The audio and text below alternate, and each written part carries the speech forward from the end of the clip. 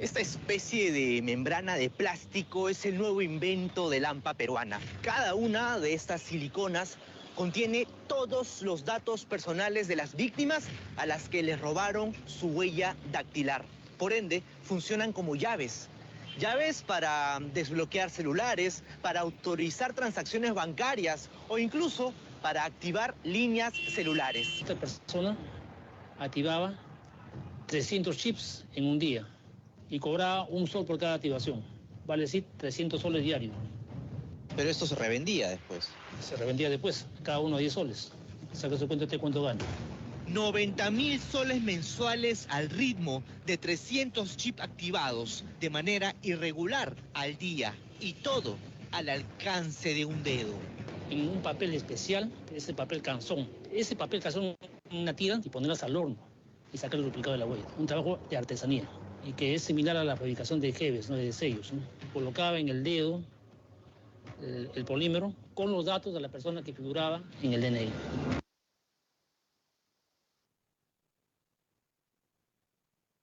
Ahora sí podemos, por favor, dar la palabra a los funcionarios de CITEL. Tienen ustedes la palabra. Muchas gracias, señor presidente. Bueno, la información que ha sido propagada en ese reportaje está obviamente relacionada con la contratación de servicios públicos móviles. Siguiente lámina, por favor. El OCIPTEL desde el año 2019 a la fecha viene combatiendo la venta callejera o venta ambulatoria de chips. A partir del año 2022, nosotros empezamos a detectar la problemática asociada a esta venta o a este comercio ambulatorio de servicios móviles y empezamos por validar o revisar los datos de los abonados que tenían las empresas operadoras. Es así que en el año 2022, gracias a un convenio que el OCIPTEL suscribió con la RENIEC, realizamos la validación de la información que estaba contenida en los registros de abonados de las 4 empresas operadoras móviles para verificar la consistencia de los datos de los usuarios que habían en estos registros. En ese año, el OCIPTEL hizo una campaña de regularización y exigió a las empresas operadoras que realizaran la corrección de los datos que estaban en el registro de abonados. Por ejemplo, detectamos que más de 400.000 líneas celulares tenían registros falsos. Y como pueden ver también en la presentación, muchas de esas líneas estaban registradas con nombres totalmente inconsistentes. Todo esto no daba certeza ni seguridad de quiénes eran finalmente los abonados que hacían uso de estas líneas. De manera posterior, siguiente lámina, por favor. De manera posterior, hemos estado realizando a nivel nacional, desde el año 2019 hasta la fecha, más de 400 acciones de fiscalización en la calle, en puntos ambulatorios, para verificar que las empresas cumplan con la normativa del OCIPTEL que está vigente desde el año 2019, relacionada a la contratación de los servicios, que dispone expresamente que la contratación solamente puede hacerse en puntos de venta autorizados e informados a los OCIPTEL. Hemos venido realizando campañas informativas también a los usuarios para informarles sobre la importancia de que protejan sus datos personales y el riesgo que incurren al realizar este tipo de contrataciones en la vía pública, ¿no? Siguiente, por favor. Hemos realizado, más de 7 rondas de fiscalización a nivel nacional, no solamente en Lima, porque esta problemática también se ha identificado por el OCIPTEL, que es al interior del país, y llevamos más de 400 acciones de fiscalización en estos 4 años. Siguiente, por favor.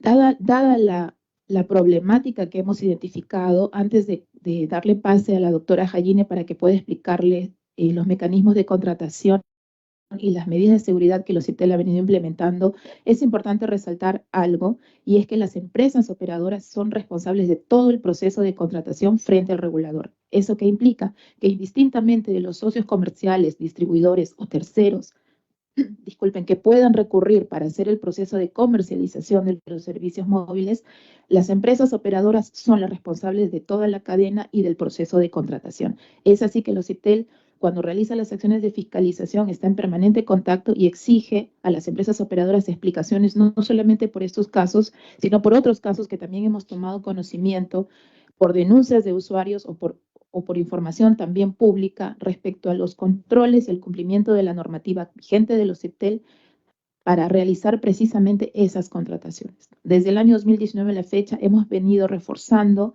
nuestro proceso de contratación, buscando que cada vez sea más seguro y haciendo fiscalización constante para que las empresas cumplan con las directivas de los CIPTEL. Le doy pase a la doctora Jayine para que pueda darle mayores detalles. Gracias. Adelante, doctora. Buenos días, presidente. Buenos días a todos. En línea de lo señalado por Rita, los CIPTEL han emitido una serie de medidas desde el 2019 con la prohibición expresa de la venta ambulatoria.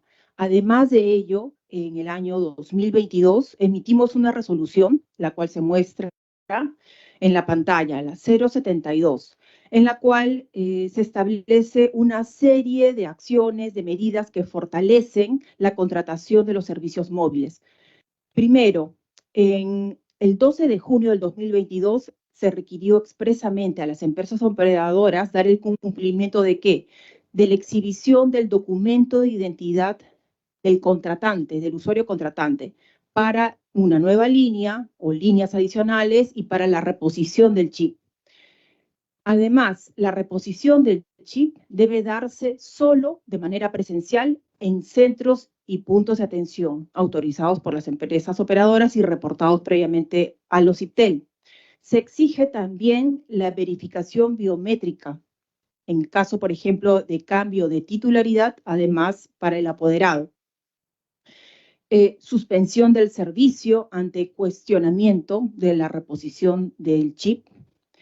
Entrega de documentos de trámites para el usuario que ha cuestionado esa línea y además se exige a la empresa, se encuentra obligada a brindar la contraseña única al momento de la contratación al usuario. Entonces, esas son las medidas que entraron en vigencia el 12 de junio del 2022. Luego, en el mismo año, el 12 de septiembre, entraron medidas adicionales. ¿Cuáles? El límite de 5 intentos de verificación biométrica por día y trámite. Es decir, el usuario, si va a contratar un servicio, máximo se le permite 5 intentos por día y por trámite. Por ejemplo, el trámite de una portabilidad numérica o el trámite de la contratación de una línea. Además de ello, se le envía alertas, ¿no? En la contratación y en el caso, por ejemplo, de la reposición del chip. Alertas al SMS, al celular y también al correo electrónico. Además, es opcional enviar mensajes o alertas por otros medios, por ejemplo, el USSD. El 12 de enero del 2023 se establecieron reglas adicionales. ¿Cuáles? En las cuales se exige a las empresas operadoras el registro de sus distribuidores y demás canales, que esta información lo reporten expresamente y lo remitan a los CIPTEL. También la verificación biométrica del vendedor. Por cada contratación que, digamos, el vendedor realiza ante el usuario, debe de pasar la verificación biométrica. Y la reactivación de la reposición del chip se da en 4 horas. Y es, como repito, un trámite presencial. Y a partir del 31 de marzo del 2023 ya se estableció expresamente la obligación de la contratación utilizando la contraseña única como un segundo candado de seguridad. Además de la huella biométrica, de la verificación biométrica, también se le exige la contraseña única en 3 principales trámites: para líneas adicionales, para la reposición del chip y para cambio de titularidad. ¿Por qué en estos 3 trámites? Justamente porque se advirtió que estos 3 trámites eran vulnerados por los delincuentes. En línea con esto, digamos, acá es una lámina en la cual precisa qué canales son los autorizados. Son centros de atención, son los puntos de venta habilitados para trámite, que tienen que tener una dirección específica. En el caso de que sea, digamos, un canal por delivery, también se tiene que tener la información requerida. Si es por el canal telefónico, se le exige una contraseña única al usuario, ¿no? Y de forma virtual, o sea, canales digitales, previa aprobación de los CIPTEL. En cuanto a la exhibición del documento de identidad, ¿no? Esta es una exigencia también que se da en el proceso de contratación. Se exige que la verificación biométrica sea con huella viva, máximo 5 intentos, y como repito, la contraseña única se aplica por lo menos en los 3 principales trámites: reposición del chip, una línea adicional y el cambio de titularidad. Se establecen las alertas que les mencioné, mensaje de texto, correo electrónico además, y un mensaje opcional, por ejemplo, utilizando el USSD o en mensajes emergentes. Para precisar sobre la contraseña única, ¿no? La contraseña única justamente es una clave única, personalizada y que permite validar la identidad del usuario, ¿no? Es un segundo candado. La entrega de esta contraseña única es presencial. Las empresas lo deben de brindar al momento de la contratación y de informar al usuario sobre el uso, la obligatoriedad y la recuperación de la contraseña única. En esta misma resolución establecimos de que la exigencia de la verificación biométrica, ¿no?, del usuario contratante se emplee justamente con la mejor huella registrada en el RENIEC y lectores biométricos que cumplan con estas especificaciones técnicas y que tengan tecnología de huella viva. ¿A qué nos referimos con tecnología de huella viva? Justamente se les exige a las empresas que tengan estos huelleros biométricos con detección de huella viva para detectar que la persona está presente, está, digamos, no es una máquina, no es un robot. Y se establece pues los máximos 5 intentos o consultas de verificación biométrica por persona en el día y por tipo de transacción. Además de estas normas y estas medidas realizadas en el año 2022, este año, en febrero de este año, hemos emitido una resolución, que es la resolución 059, en la cual establecemos, además de estos requisitos que he comentado, hemos indicado que existen 3 requisitos esenciales en la contratación del servicio público móvil. El incumplimiento de cualquiera de estos 3 requisitos esenciales trae como consecuencia la suspensión y la baja del servicio. ¿Y cuáles son estos 3 requisitos esenciales? Primero, realizar la contratación y adquisición del chip en lugares autorizados. 2, validar la identidad, ¿no?, del vendedor que interviene en la contratación. La identidad la tiene que validar mediante la huella. Y tercero, también es validar la identidad del usuario que contrata. Entonces, estos son los 3 requisitos esenciales que deben de tener las empresas para contratar un servicio público móvil.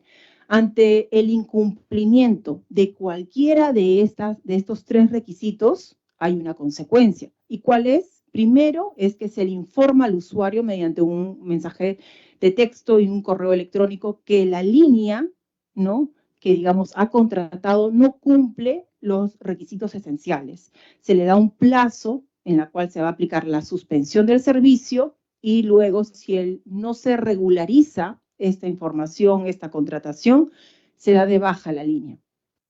Hay una etapa que va a ser mensual y la siguiente ya va a ser diaria de manera automatizada.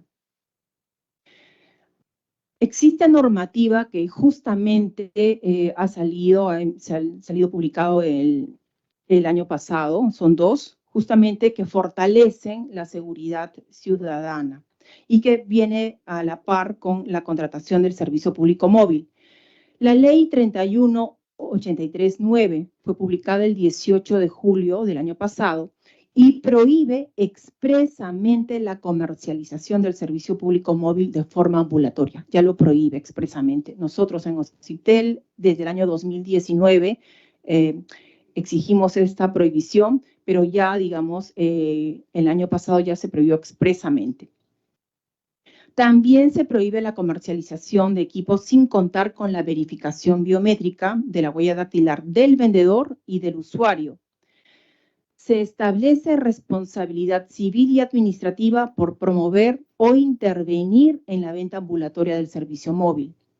y se faculta a la Fiscalía y a la Policía a incautar chips que se comercialicen en forma ambulatoria.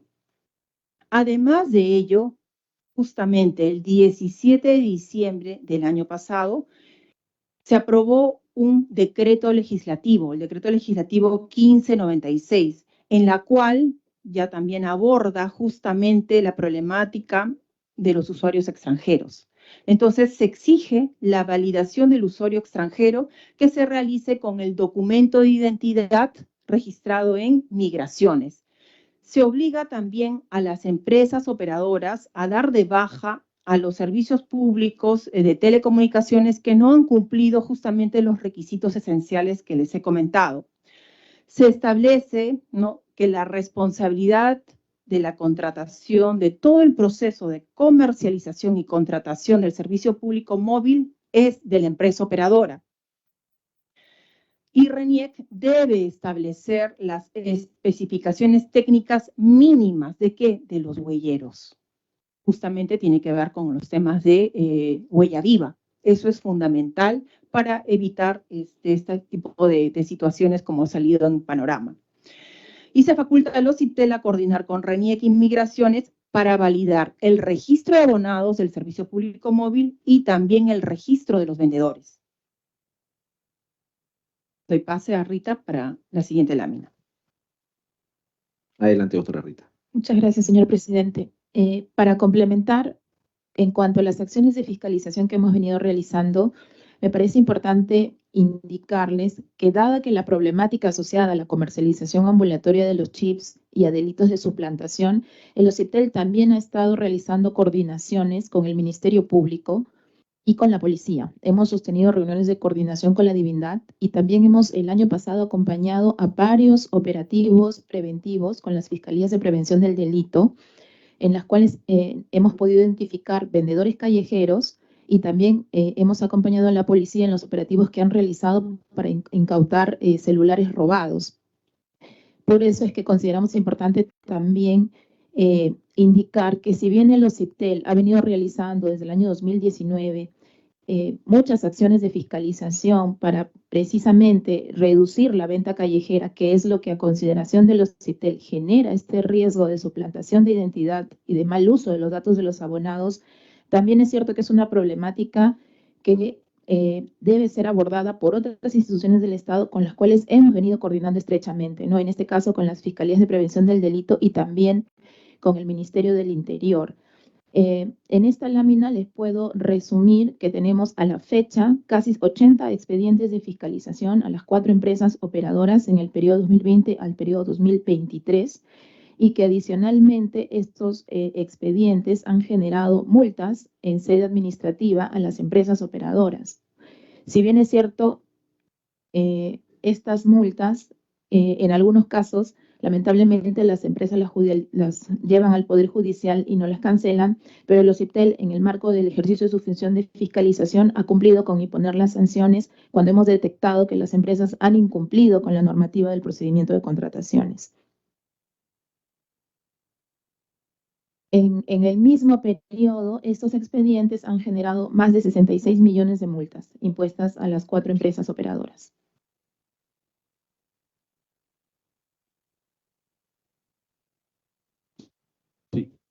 Adelante, su micro, por favor. Adelante. Gracias. En la siguiente lámina, por favor. Listo, vamos a hablar de qué medidas adicionales también de cara al usuario ha realizado el OCIPTEL.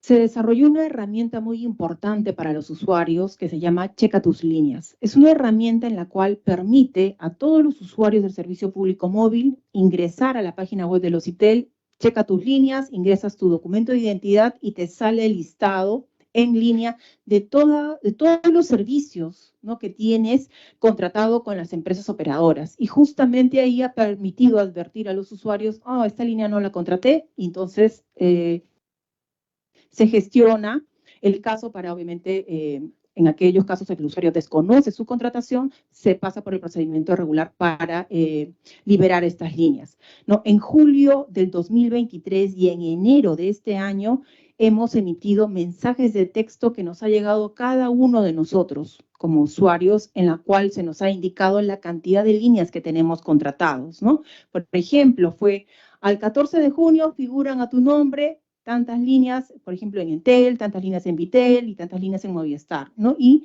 le decimos visita para mayor información y le damos la página de checa tus líneas, ¿no? Entonces, más de 6 millones de visitas de usuarios que han accedido a esta herramienta digital y que ha permitido justamente, digamos, poder, en la siguiente lámina, poder ver y apreciar, digamos, toda la secuencia desde que se comenzó, digamos, a brindar esta herramienta fácil de utilización para el usuario, ¿no? De tal manera que pueda advertir cuántas líneas están realmente reconocidas y cuántas líneas no. En el caso de no reconocer alguna línea, justamente, pues se procede al trámite del cuestionamiento de la titularidad prepago en el servicio móvil o al reclamo por contratación no solicitada y se gestiona por el lado también del OCIPTEL en aquellos casos que los usuarios acuden al mismo.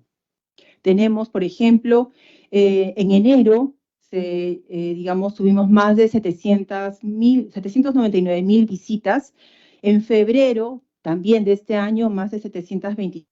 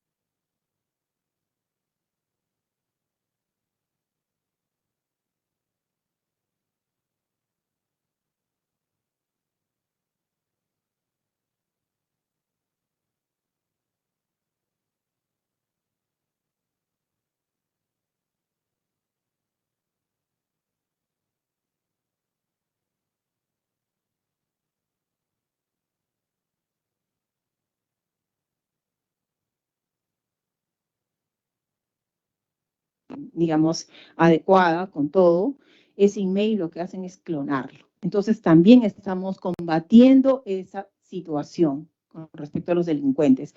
Y hemos empezado ya desde el año pasado, desde el 15 de noviembre del 2023, a bloquear. Mensualmente estamos bloqueando estos equipos clonados o duplicados, ¿no? Sin afectar a los usuarios que adquirieron el equipo original, ¿no? Y también hay un procedimiento para que, digamos, no se vea afectado el usuario. Ya van más de 803,760 líneas cuyos equipos han sido clonados, de los cuales 357,000 son equipos, digamos, que tienen el email original. Y se le manda un mensaje de texto al usuario, un periodo para que el usuario pueda acercarse y pueda identificar que es el email que fue adquirido de manera válida y, digamos, de tal manera para que no se bloquee. Además de todas estas acciones, también es importante la información al usuario. En OCIPTEL realizamos en septiembre del año 2022 una campaña multisectorial, ¿no? Ante el incremento que se que se, digamos, percibió el año 2021, 2022, el incremento de fraudes cibernéticos, ¿no? En la cual te robaban el celular, además te robaban o te suplantaban tu identidad, te robaban justamente tu billetera electrónica, ¿no? Los aplicativos bancarios que estaban en tu celular. Entonces se articuló esfuerzos con la presidencia del Consejo de Ministros, con el Ministerio de Justicia, con el Ministerio de Transportes y Comunicaciones, con el Ministerio del Interior, con el Indecopi, la Policía Nacional, con RENIEC y el OCITEL. Participamos todos de manera conjunta y de manera estratégica en una campaña de orientación. Yo no compro chips callejeros.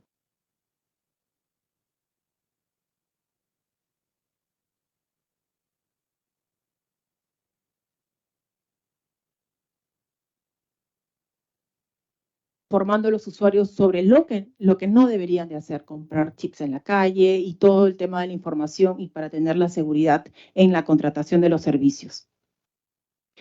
Como conclusiones, primero tenemos que la problemática de seguridad ciudadana es transversal. Afecta a la industria de telecomunicaciones y como verán, el OCITEL ha emitido una serie de medidas y acciones, no solamente en el ámbito normativo, no solamente en el ámbito informativo del usuario con campañas y todo, sino también en el ámbito de la fiscalización y sanción de manera permanente. Existe informalidad en el mercado y eso obviamente afecta a la industria de telecomunicaciones. Cabe recordar que el OCITEL fue la primera institución en dar medidas adicionales para justamente dotar de mayor seguridad a los trámites que les he comentado. Verificación biométrica, más contraseña única, entre otros candados de seguridad. Hay que recordar que las empresas operadoras de los servicios públicos de telecomunicaciones son las responsables de todo el proceso de contratación del servicio.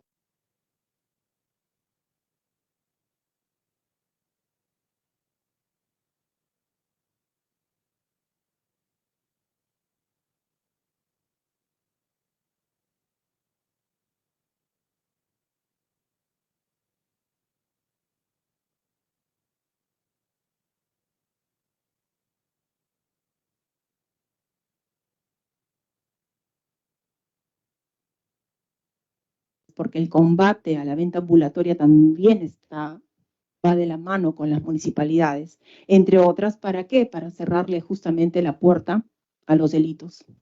Así es. Gracias. Eso sería todo, ¿no? Sí. Sí, muchas gracias. Muchas gracias. Nosotros habíamos invitado al presidente, al señor Rafael Muente, sí, efectivamente, y también al director de fiscalización. Me dijeron que no podían venir. Estamos reprogramando su invitación para el día 25 de marzo, lunes 25 de marzo. Se han enviado los documentos vía PCM. Por favor, vamos a pedir que se encuentre acá presente, porque las respuestas las tiene que dar él como representante, ¿no? Le agradecemos más bien la exposición que nos han brindado el día de hoy. Es importante nosotros como Congreso de la República conocer el informe, pero las preguntas que le vamos a realizar van a ir directamente tanto al director de fiscalización como también al presidente de OCITEL. Entonces, nuevamente agradecemos su participación. Estamos acá, los congresistas de la Comisión de Ciencia, Innovación y Tecnología, agradeciéndole a la señora Jaine Usucuma Lozano, directora de la Dirección de Atención y Protección del Usuario OCITEL, y a la señora Rita Aguilar Rendón, directora encargada de la Dirección de Fiscalización e Instrucción OCITEL. Muchas gracias y pueden abandonar la sala cuando ustedes crean correspondiente. Muchas gracias. Muchas gracias, presidente. Gracias. Presidente, buenos días. No quería interrumpir. Por favor, ¿podría consignar mi asistencia? Gracias. Sí, consignar la asistencia al congresista Bustamante, por favor. Muchas gracias. Jiménez Heredia, presente, presidente. Consignar la asistencia del congresista Jiménez Heredia también, por favor. Consignar la asistencia del congresista Flores Ancachi. Sí.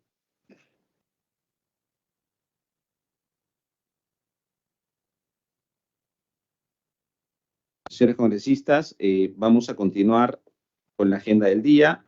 A continuación, vamos a proceder a la sustentación del proyecto de ley 7033, mediante el cual se propone la ley que regula el desarrollo y el uso de la inteligencia artificial en el Perú. La exposición se encuentra a mi cargo. Por tal motivo, vamos a invitar al congresista Jorge Flores Ancachi para que me pueda representar en la mesa y poder realizar la sustentación correspondiente.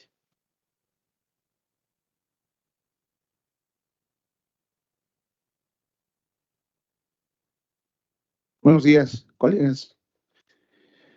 Continuando con la sesión, pasamos al siguiente punto de la agenda, donde se sustentará el siguiente proyecto de ley. Proyecto de ley 7033/2023-CR, mediante el cual se propone la ley que regula el desarrollo y uso de la inteligencia artificial en el Perú, cuyo autor es el congresista Carlos Javier Ceballos Madariaga. Previamente se emitirá un video. Señora secretaria, por favor, sírvase a realizar las coordinaciones para la emisión respectiva.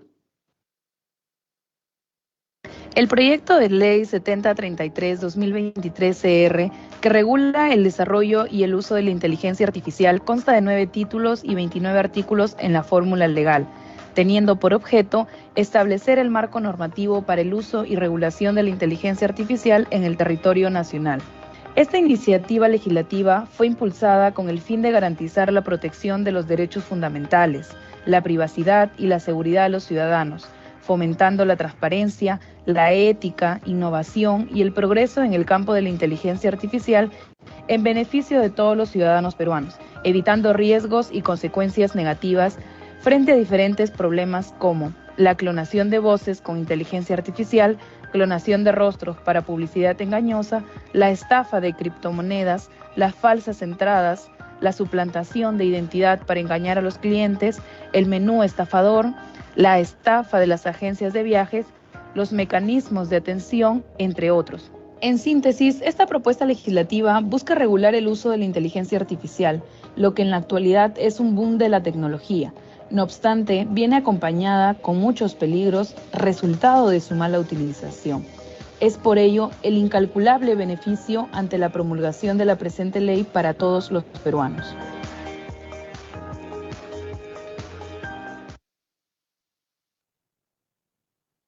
Muchas gracias, señor presidente. Voy a pasar a exponer el proyecto de ley 7033/2023-CR de mi autoría, mediante el cual se propone la ley que regula el desarrollo y el uso de la inteligencia artificial en el Perú. Por favor, si me permite las diapositivas. La siguiente, por favor. El problema: el uso de la inteligencia artificial tiene un impacto significativo en nuestra sociedad. Sin embargo, el uso indiscriminado ha generado actos delictivos, poniendo en riesgo y consecuencias negativas para nuestros ciudadanos. Esta problemática permite plantear este proyecto de ley que regule el desarrollo y el uso de la inteligencia artificial. Siguiente. Artículo 1. El objeto de la ley: establecer el marco legal para el uso y regulación de la inteligencia artificial en el territorio nacional, con el fin de garantizar la protección de los derechos fundamentales, la privacidad y la seguridad de los ciudadanos, fomentando la transparencia, la ética, innovación y el progreso en el campo de la inteligencia artificial, evitando riesgos y consecuencias negativas. Artículo 2. Autoridad y ámbito de la aplicación. La presente ley se aplica a todas las personas físicas o jurídicas que utilicen la inteligencia artificial en el territorio peruano, con independencia del lugar donde se encuentre el servidor o los servidores y desarrolladores que la soporten. Artículo 3. Definiciones. Se entenderá por inteligencia artificial a la combinación de algoritmos planteados con el propósito de crear máquinas que presenten las mismas capacidades que el ser humano, sistema de inteligencia artificial autónomo, SIAA, un sistema de IA capaz de operar de manera independiente sin intervención humana directa. Algoritmo, conjunto de instrucciones para la resolución de un problema, la realización de una tarea o la toma de decisiones basadas en datos y en reglas matemáticas. Artículo 4. Principios.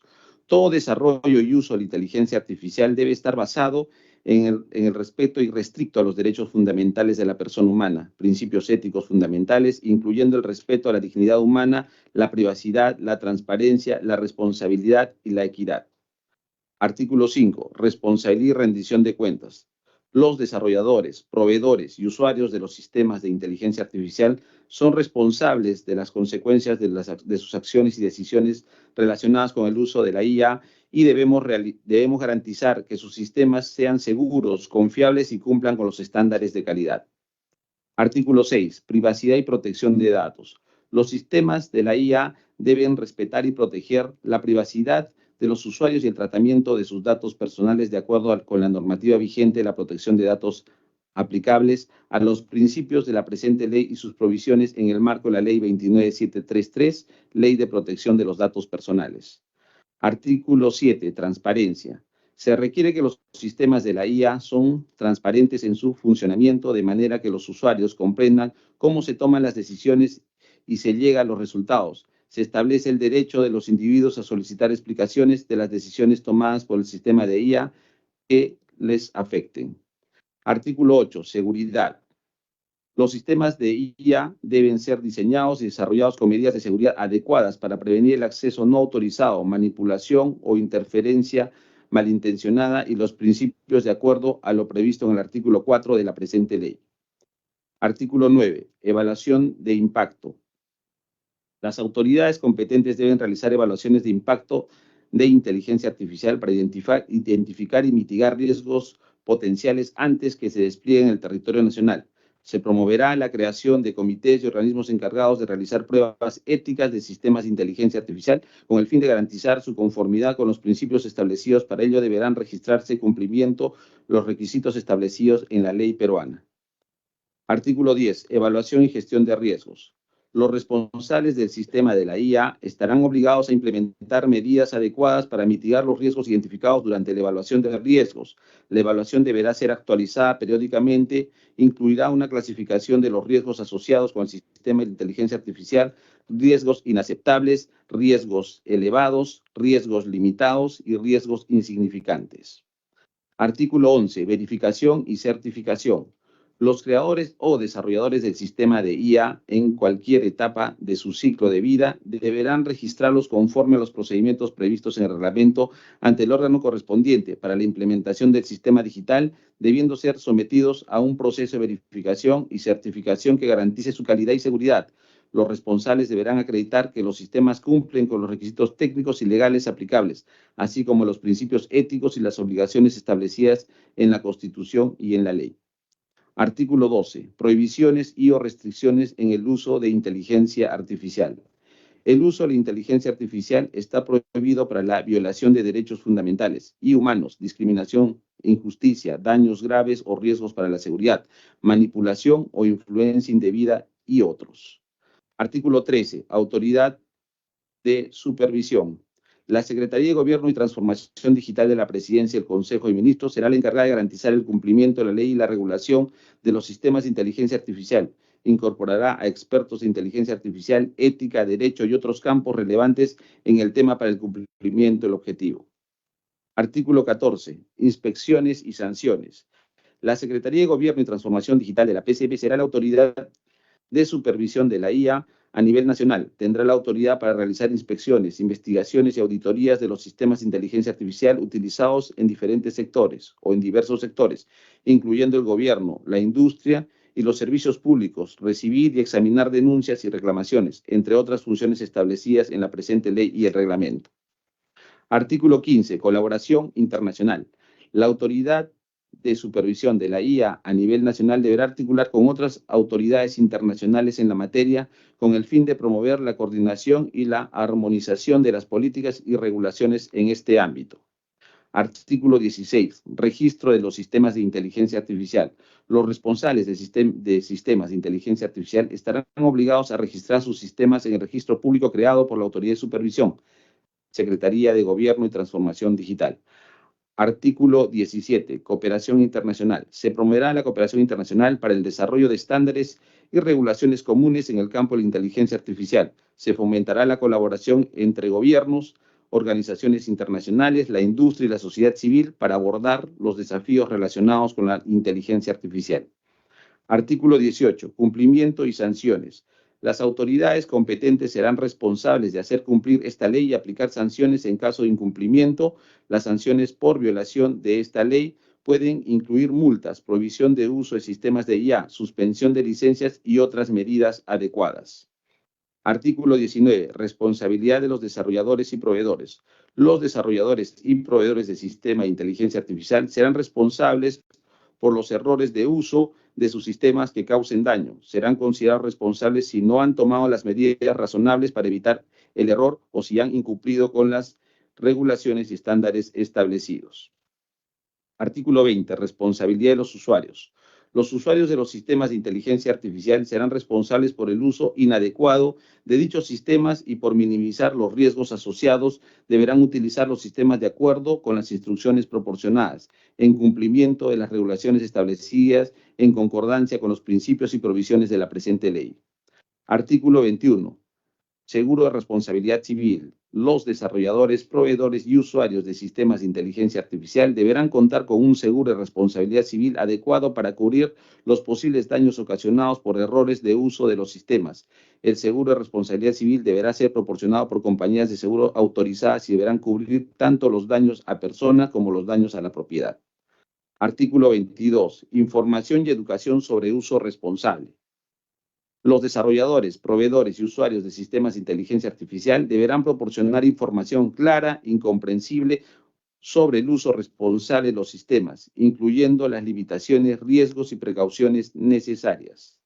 Artículo 23. Denuncia de error de uso. Se establecerá un mecanismo de denuncia de error de uso de la inteligencia artificial donde las personas afectadas o cualquier persona que tenga conocimiento de un error o uso podrá realizar la denuncia a la autoridad competente. Artículo 24. Fomento de la investigación en inteligencia artificial. Se promoverá la investigación de la IA con el objetivo de fomentar avances científicos, tecnológicos y sociales en este campo. Se destinarán recursos e incentivos y se podrá crear un fondo con aportes público-privado para aportar las investigaciones de vanguardia, la innovación y la colaboración de inteligencia artificial en la ley de presupuesto de cada año. Se asignarán los recursos necesarios para dicho fin y debiendo ser requerido por la autoridad competente. Artículo 25. Desarrollo responsable de la inteligencia artificial. Se promoverá el desarrollo responsable de la IA, garantizando la consideración de los aspectos éticos, legales, sociales y de seguridad en todas las etapas del desarrollo de sistemas de inteligencia artificial. Artículo 26. Capacitación y formación en inteligencia artificial. El Estado, a través de los diferentes organismos a su cargo, promoverá la capacitación y formación en inteligencia artificial para profesionales, investigadores y estudiantes con el fin de desarrollar habilidades y competencias necesarias para comprender, utilizar y desarrollar sistemas de inteligencia artificial de manera ética y responsable. Artículo 27. Intercambio de conocimientos y cooperación internacional. Se fomentará el intercambio de conocimientos, datos y mejores prácticas en el campo de inteligencia artificial a nivel nacional e internacional, promoviendo la cooperación entre diferentes países, organizaciones y sectores. Artículo 28. Adaptación a la normativa. Las autoridades competentes deberán realizar las modificaciones necesarias en la normativa existente para asegurar la coherencia y complementariedad para esta ley de regulación de desarrollo y uso de inteligencia artificial. Las autoridades competentes deberán promover la difusión y el conocimiento de esta ley entre los actores relevantes, así como proporcionar orientación y apoyo técnico para su implementación efectiva. Artículo 29. Disposiciones presupuestarias. Se autoriza al Poder Ejecutivo a realizar las modificaciones e incorporaciones presupuestarias para el ejercicio fiscal vigente en los aspectos que se consideren necesarios para la implementación de la presente ley. Disposición complementaria final. Única. El Poder Ejecutivo apruebe el reglamento de la presente ley mediante decreto supremo en un plazo máximo de 120 días calendario contados a partir del día siguiente de su publicación. Dentro de lo que es análisis costo-beneficio, la presente iniciativa legislativa no irroga gastos al Tesoro Público, pues con la fórmula propuesta se busca establecer reglas en cuanto al uso de la inteligencia artificial, lo que en la actualidad es un boom de la tecnología que viene acompañando de muchos peligros resultado de su mala utilización. Es por ello el incalculable beneficio ante la promulgación de la presente ley para todos los peruanos. Vinculación con las políticas de Estado de Acuerdo Nacional. La presente iniciativa legislativa tiene relación directa con la política número 1 del Acuerdo Nacional sobre el fortalecimiento del régimen democrático y el Estado de Derecho, principalmente en lo relativo a la defensa del imperio de la Constitución.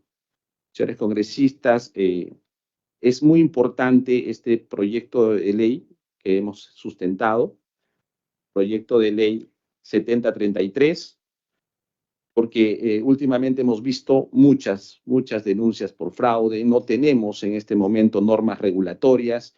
Este es un proyecto de ley que es una propuesta que ya va a ser enviada a los diferentes organismos para sus opiniones técnicas, para mejorar texto, se van a realizar grupos de trabajo con la finalidad de poder tener un texto que dé resultados y que apoye sobre todo a tanto fraude, a tanta ciberdelincuencia que se viene teniendo a nivel de país, y esto va a ser puesto a consideración de la comisión en el momento correspondiente para su dictamen.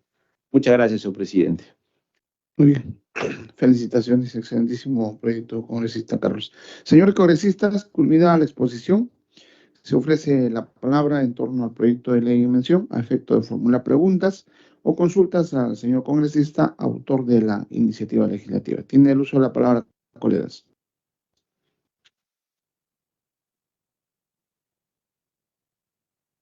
Bueno, no habiendo participación, colegas, se da por culminada la exposición de nuestro colega Carlos Ceballos. Y vuelve usted a presidir la comisión. Muchas gracias. Muchas gracias, congresista Jorge Luis Flores Ancachi, por habernos apoyado en la sustentación del proyecto de ley 7033. Continuamos con la agenda. A continuación tenemos la sustentación del predictamen recaído en el proyecto de ley 6176-2023-R. Con texto sustitutorio propone la ley que regula el uso del software libre en las instituciones de la administración pública. Autor, congresista Paul Silvio Rodríguez Ticona, del Grupo Parlamentario Bloque Magisterial. Señores congresistas, la presente ley tiene por objeto promover el uso del software libre en las entidades de la administración pública, de modo que se optimicen los recursos disponibles, hardware, software, recursos humanos, normas, entre otros, procurando la innovación y el mejoramiento continuo que, a su vez, promuevan la independencia tecnológica, la eficiencia, la transparencia y el ahorro de recursos. Para ello, establece principios rectores a fin de que las instituciones de la administración pública prioricen su desarrollo y promuevan políticas del uso del software libre que incluya la preferencia de soluciones de código abierto en su adquisición, desarrollo y producción de software libre. El software libre deberá cumplir con las condiciones de la licencia pública general de la GNU u otras licencias de software libre reconocidas internacionalmente que garanticen a los usuarios la libertad de ejecutar, estudiar, modificar y distribuir el software. Asimismo, reconoce que el uso del software libre en las entidades de la administración pública contribuye a la independencia tecnológica, el ahorro de costos, la seguridad de datos, la promoción de la innovación y la igualdad del acceso a la tecnología, precisando que las entidades de la administración pública incorporen en sus instrumentos de gestión la prioridad del uso del software libre en las soluciones tecnológicas que implementen, siempre que satisfagan las necesidades funcionales y la seguridad de los datos de la entidad.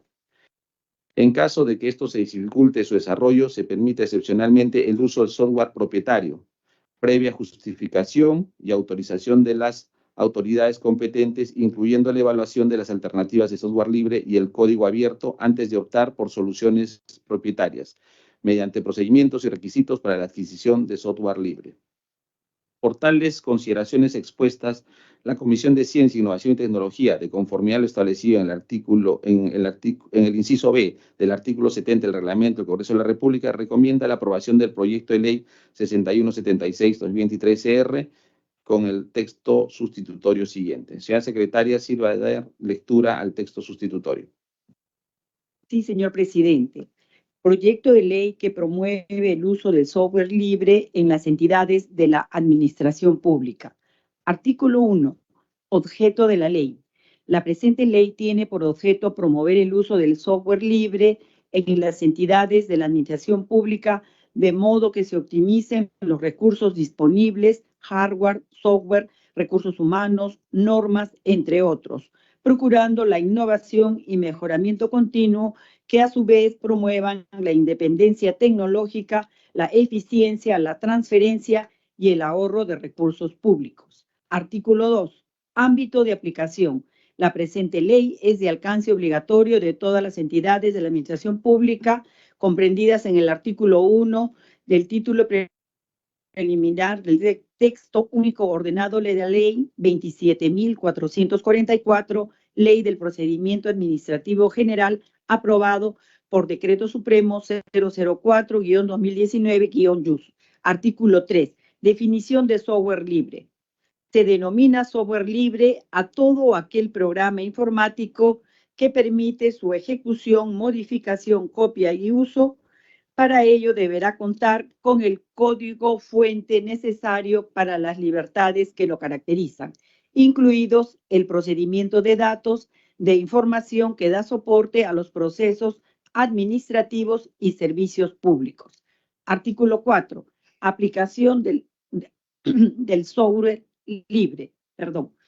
Las entidades de la administración pública que opten por el uso del software libre deberán realizar la identificación, análisis, evaluación de riesgos de seguridad de la información de los activos de información que involucran dichos sistemas informáticos, tomando como referencia la NTP ISO/IS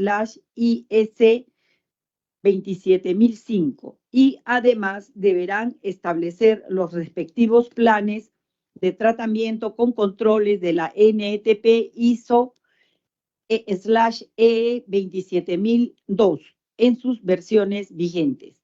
Artículo 5. Desarrollo del software libre. Las entidades de la administración pública que opten por el uso del software libre deben de realizar al menos 2 veces al año el análisis de vulnerabilidad técnica de los aplicativos informáticos, sistema de información, infraestructura tecnológica, base de datos o demás activos de información que hayan sido desarrollados o implementados haciendo uso de dicho sistema informático. Artículo 6. Beneficio de software libre. Se reconoce que el uso del software libre en las entidades de la administración pública contribuye a la independencia tecnológica, el ahorro de costos, la seguridad de datos, la promoción de la innovación y la igualdad de acceso a la tecnología. Artículo 7. Implementación por etapas. La implementación de software libre es progresiva en las entidades de la administración pública, habiendo contemplado previamente el estudio de la arquitectura de las tecnologías de información. Artículo 8. Autoridades competentes. El Poder Ejecutivo, a través de la Secretaría de Gobierno y Transformación Digital, en su calidad de ente rector del Sistema Nacional de Transformación Digital y la Oficina Nacional de Gobierno Electrónico e Informático de la Presidencia del Consejo de Ministros, se encargará de realizar las acciones pertinentes de acuerdo con sus competencias. Artículo 9. Financiamiento. La promoción del uso del software libre se financia con cargo al presupuesto institucional de cada una de las entidades de la administración pública sin demandar costos adicionales al Tesoro Público. Disposición complementaria final. Única. Reglamento. El Poder Ejecutivo, en coordinación con la Secretaría de Gobierno de Transformación Digital, aprueba el reglamento de la presente ley en el plazo de 30 días hábiles contados a partir de su vigencia. Dese cuenta en la Sala de Sesiones, Lima, 11 de marzo de 2024. He concluido, señor presidente. Muchas gracias, señora secretaria. Señor congresista, se ofrece la palabra en torno a la propuesta de predictamen en mención. Si algún congresista desea participar, puede hacerlo en este momento.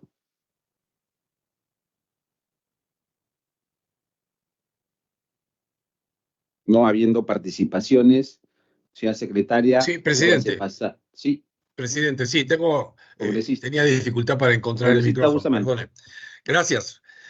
Presidente, adelante. Yo, respecto a este proyecto de ley, yo tengo alguna tingencia, y es que no entiendo por qué tenemos que obligar a todas las entidades del Estado a comprar software de una marca. O sea, yo sé que está pidiendo ese software libre, y yo puedo hacer un software libre, usted puede hacer un software libre, si le cambiamos 2 o 3 cositas al código fuente y ofrecerlo al Estado. Pero entonces sería de mi marca, ¿no? Lo que se está haciendo es evitar que alguien pueda comprar, por ejemplo, Microsoft o Oracle, es decir, alguna marca software de alguna compañía que se dedica a hacer software.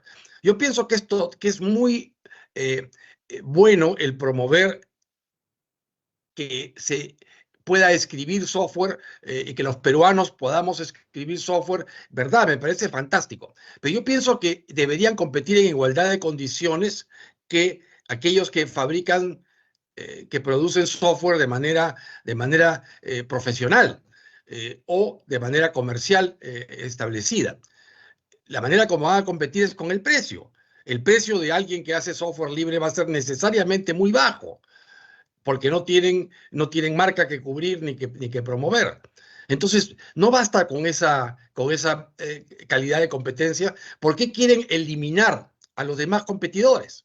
A mí me parece muy malo. Muy malo porque, mire, por ejemplo, en este momento, nosotros en esta sesión estamos usando el programa Teams. ¿De quién es el programa Teams? Es de Microsoft. Entonces dejaríamos de usar automáticamente Microsoft Teams y pasaríamos a buscar que colocar alguna versión de software libre que tenga este mismo sistema. Probablemente sea más barato, pero al no haber competencia, ¿quién nos garantiza a nosotros que nos van a ofrecer la versión más barata del mercado? ¿O quién nos va a garantizar el que realmente tengamos confidencialidad en nuestras comunicaciones? Que cuando tengamos una sesión secreta realmente lo sea. No sabemos. Nadie nos lo puede garantizar. En cambio, las compañías que se dedican a ello pueden garantizar muchas cosas. Seguridad contra, por ejemplo, invasión por hackers o por programas, estos programas perversos que se trata de introducir en las computadoras de los demás. Es decir, no veo yo la razón por la cual debamos quitar la competencia en cuanto a ofertar sus productos. En este momento, por ejemplo, las entidades del Estado todas pueden comprar software libre. Yo entiendo este proyecto de ley en una situación en la que, por ejemplo, no se permitiera software libre como oferta en las licitaciones o en las solicitudes de compra que hacen las diferentes entidades del Estado. Pero no es así. El software libre en este momento puede introducirse. Lo que pasa es que nadie lo oferta. Y si lo ofertan, quizás no nos damos cuenta porque no compiten en términos de calidad. Entonces ahora lo que se quiere es tratar de quitar a la competencia. Me parece muy malo. Sería igual de malo que si, por ejemplo, dijéramos en este momento las entidades del Estado solo deben usar Microsoft. Estaría igual de mal. No podemos centrarnos en una sola marca. Lo que tenemos que buscar es conseguir el mejor software a la mejor calidad que cada entidad necesita. Así que yo pienso, señor presidente, que es muy delicado esto. Yo no veo la utilidad para el Estado. Vamos a atarle las manos a las entidades del Estado y no vamos a lograr calidad. Lo que vamos a lograr es que 2 o 3 o 4 aventureros que quieran introducirle un par de líneas de código al software libre que se encuentra en cualquier... Yo puedo bajar el software libre en este momento, le introdujo 2 líneas y ya es mío. Y luego lo oferto. Pero ¿qué garantía puedo ofrecer yo a una entidad del Estado? Ninguna. Yo no tengo como especialidad software, pero introducir una línea de código lo pueden hacer muchas personas, sin necesidad de ser expertos en código. Así que yo quisiera, por favor, presidente, que tengamos un cuarto intermedio respecto de este proyecto, porque yo creo que es importante consultar este tipo de detalles, ¿no? ¿En qué medida estamos nosotros privando a las entidades del Estado de comprar o adquirir o introducir en sus entidades el software que ellos necesitan? La pregunta que nos debiéramos hacer quizá, y no he escuchado ni he visto en este proyecto de ley, es ¿qué entidades del Estado hoy en día están usando software libre? Pero debe ser más barato, ¿no? ¿Por qué no lo usan? Entonces, ¿por qué para entrar estas entidades, por qué para entrar aquellos que promueven o que escriben el software libre, por qué quieren quitar a la competencia del camino? A mí no me parece razonable. Entonces, por eso, presidente, quisiera solicitar a la presidencia pueda meter este proyecto de ley en un cuarto intermedio para discutir estos aspectos relativos a seguridad y conveniencia de las demás instituciones. Muchas gracias, presidente. Muchas gracias, congresista Bustamante. Si algún congresista más desea participar.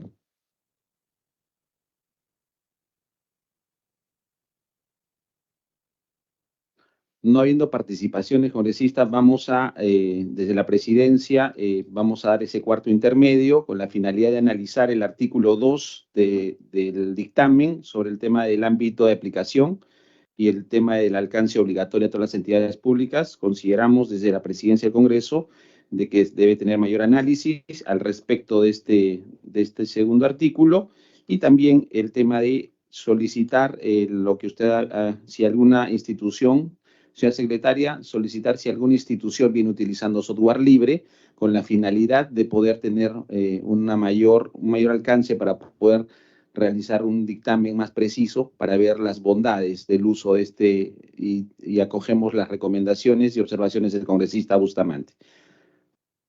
Señores congresistas, si alguien más desea participar antes de pasar al siguiente punto.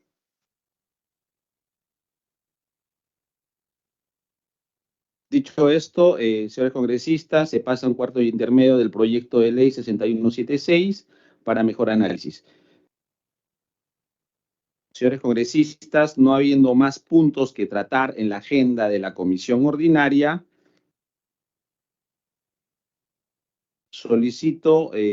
pido autorización para ejecutar los acuerdos adoptados en la presente sesión sin esperar el trámite, la lectura y aprobación del acta. Si no hay oposición, se dará por autorizada.